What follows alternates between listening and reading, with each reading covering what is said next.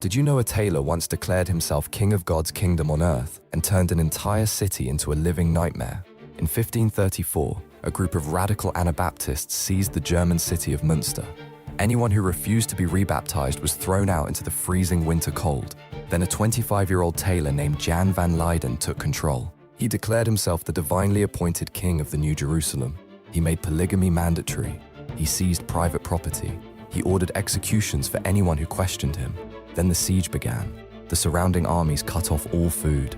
People inside the walls starved. Children died in the streets. When the city finally fell in 1535, the leaders were publicly tortured with red-hot iron pincers until they died. But the story doesn't end there. Their bodies were locked inside iron cages and hoisted up on the church tower.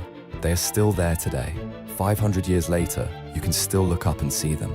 A movement that promised heaven built its own hell instead.